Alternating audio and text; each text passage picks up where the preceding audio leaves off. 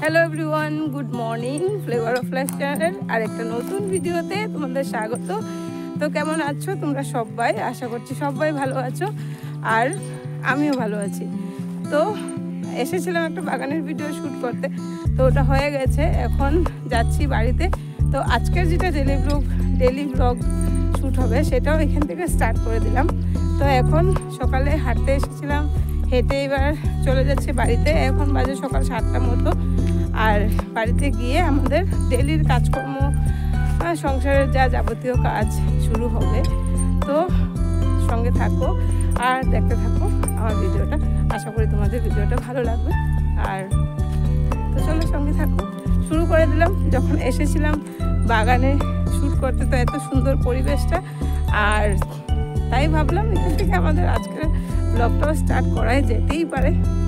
তো আমি আর আমার ছেলে মিলে এসেছিলাম বাগানে ঘুরতে আর বাগানের ভিডিও করতে। তো চলে এলাম বাড়িতে এসে, যেহেতু সকালবেলা ঘুম থেকে উঠেই বেরিয়ে গেছিলাম, বাড়িতে কিছু কাজ করে যায়নি। আশেপাশে কাজকর্ম সব কিছু বাকি আছে। আর এটা যেহেতু সানডের ভিডিও, তো আজকে স্কুল নেই বলেই যেতে পেরেছি, না হলে তো যাওয়াটা সম্ভব নয়। তো এসে আগে বিছানা গুছিয়ে নিলাম, বাসি বিছানা গুছিয়ে নিলাম, তারপর ঘরটর ঝাড় দিলাম, তারপরে চলে এলাম। একটু কাপড় ধোয়া আছে, একটু না, এই বেশ কিছুদিন, এই এক সপ্তাহ যাবৎ আমার কন্টিনিউ কাপড় কাচাটা আছেই, মানে থাকবে। এটা একদম চৈত্র মাসের ধোয়া যা বলতে পারো। আমার একা হাতে সব করতে হচ্ছে। অন্যবার আমাকে মুনিয়া এসে করে দেয়, কিন্তু এবার সে এলো না। এবার শুধু ঘরটা ছেড়ে দিয়ে গেছে। বাকি যাবতীয় বাড়ির যা কাপড় চোপড় আছে, রান্নাঘরের যা ডিব্বা কোটা ধোয়াধুয়ি আছে, সব আমার একা হাতেই করতে হবে। তো কাপড়গুলো ভিজিয়ে নিলাম, তারপরে চলে এলাম, সবজি কাটলাম। দুপুরে রান্নার জন্য সবজি কেটে নিলাম। তো সবজিতে আছে হলো আজকে সাজনা চচ্চড়ি করব, তারপরে ভেন্ডি তরকারি করব, আর সাথে করব ডিম তরকারি। সাজনা চচ্চড়ি করব, এটা বাচ্চারা খাবে না, তাই ভেন্ডিটা করলে ওটা খাবে। আর ভেন্ডির ডালের সাথে ভেন্ডি চচ্চড়ি দিয়ে খাওয়া হয়ে যাবে, আর ডিম তরকারি থাকবে। যেহেতু সানডে, তো সানডেটা একদম নিরামিষ হলেও ভালো লাগে না। তো সকালের ব্রেকফাস্টটা আর ভিডিও করার সময় হয়নি, এতই তাড়াহুড়ো হয়ে গেছিলো কাজটা। তারপরে ডাইরেক্ট চলে গেলাম দুপুরে রান্না করতে। সবজি টবজি কেটে ধুয়ে আর রেখে আমি কাপড় কেচে স্নান করে এসেছি। এসে এবার রান্না করছি। রান্নাতে প্রথমেই বসিয়ে দিলাম ভেন্ডি চচ্চড়িটা। তো যেহেতু সাজনা চচ্চড়িটা সর্ষে বাটা দিয়ে করবো, সর্ষে দিয়ে, তাই ভেন্ডি চচ্চড়িটা সর্ষে দিলাম না। ভেন্ডি চচ্চড়িতে একটু চিনেবাদাম বাটা আর লঙ্কা বাটা দিয়ে ভেন্ডি চচ্চড়িটা করছি। আর এইভাবে ভেন্ডিটা বানালে আমার বাচ্চারাও খেতে ভালোবাসে। মানে ভেন্ডিটা যেইভাবে বানাই, ভেন্ডিটা আমার বাড়িতে সবাই খেতে ভালোবাসে, ছেলেরাও ভালোবাসে, বড়ও ভালোবাসে। আর সাজনা চচ্চড়িটা দিয়ে যেহেতু, মানে ওটা তো এখন করছি সাজনা নয়, কিন্তু ওটা দিয়ে ভাত মেখে খাওয়া যাবে না। ওটা তো আমি তো শুধুই খাই। আমার সাজনা চচ্চড়ি দিয়ে ভাত খেতে ভালো লাগে না। হ্যাঁ, মেখে নিলে আমার অশান্তি লাগে। তো যাই হোক, সাজনা চচ্চড়িটা বানালাম। এই সিজনের প্রথম সাজনা আমি বানালাম, এই সিজনে এই ফার্স্ট বানালাম সাজনাটা। এখন তো রেগুলারই চলতে থাকবে। তো প্রথমেই আলুটা, আমি তো আলু সবসময় ভাপিয়ে রান্না করি, তো আলুটা একটু ভেজে নিলাম, তারপর কালো জিরে ফোড়ন দিয়ে আলুটাকে ভেজে নিলাম, তারপর দিয়ে দিলাম সাজনা। আর সাজনা চচ্চড়িতে বিশেষত আমার একটু কুমড়ো দিলে ভালো লাগে। তো যেহেতু কুমড়ো ছিল না বাড়িতে, তাই কুমড়ো ছাড়াই করতে হয়েছে। তো হয়ে গেল আমার সাজনা চচ্চড়িও। তারপরে বসিয়ে দিলাম আমার ডিমের তরকারিটা। ডিমের তরকারিটার মধ্যেও একটু ডিম আলু সিদ্ধ করে ভেজে নিয়েছি। আর হলো পেঁয়াজ কুচি, প্রথমেই তেল গরম করে দিলাম পেঁয়াজ কুচি দিয়ে, তারপরে একটু পেঁয়াজটাকে লাল করে ভেজে এখানে দিলাম রসুন, কাঁচা লঙ্কা বাটা, আর দিলাম হলুদ গুঁড়ো, নুন, লঙ্কা গুঁড়ো, জিরে গুঁড়ো। বাস, এটাই হলো মশলা। দিয়ে ভালো করে মশলাটাকে কষিয়ে, তারপরে ডিম আর আলুটাকেও আমি একসাথে মশলার সাথে ভালো করে কষিয়ে নিচ্ছি। তারপরে দিয়ে দেবো ঝোল। তো ডিম তরকারিটা হয়ে গেলে হয়ে গেল আমার রান্না। তো রান্না হয়ে গেল। এটা একটা বড় কাজ।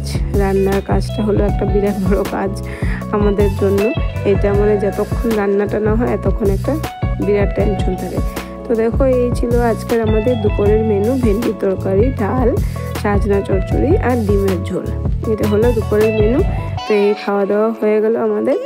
খাওয়া দাওয়ার পর আর সারাদিন আর বিকাল আর কিছু করা হয়নি ভিডিও। সন্ধ্যের পর চলে এলাম আমি আমার ছেলের জন্য খাতা সেলাই করে দিতে। ছেলের স্কুলের জন্য এবার আর রেডিমেড খাতা কিনে আনা হয়নি, দিস্তা কাগজ আনা হয়েছে। তো আমি বসেছি ওকে খাতা সেলাই করে দেব আর সাথে খাতাতে মলাট লাগিয়ে লেবেল লাগিয়ে দেবো।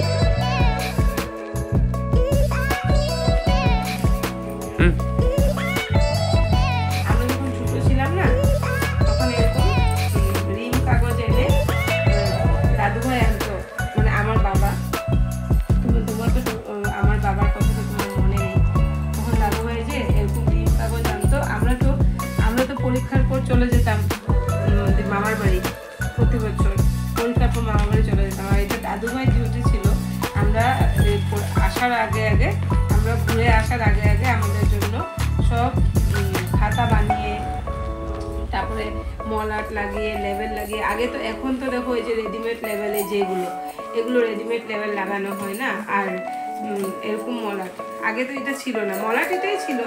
আর লেবেলগুলো ময়দা জাল দিয়ে তারপর সাদা কাগজ দিয়ে লেবেল লাগানো হতো।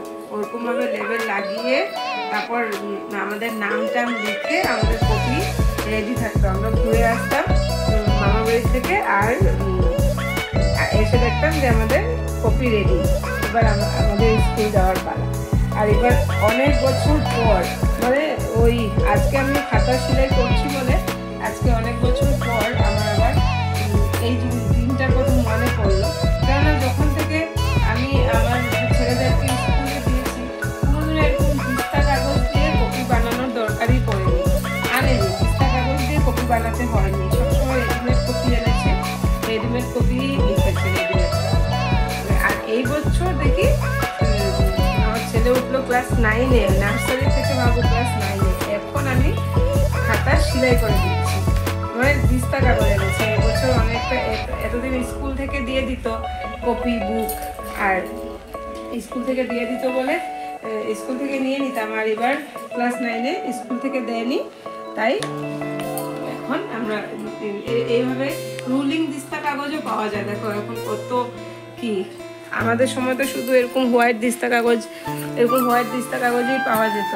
এইসব দিয়েই আমরা কপি বানাতাম। আর এবার দেখো কি সুন্দর রুলিং দিস্তা কাগজও পাওয়া যায় এখন, এনেছে কিনে। তো আমি এখন কপি বানিয়ে দিচ্ছি। আমি 2 ছেলের জন্য কপি বানাতে বসেছি।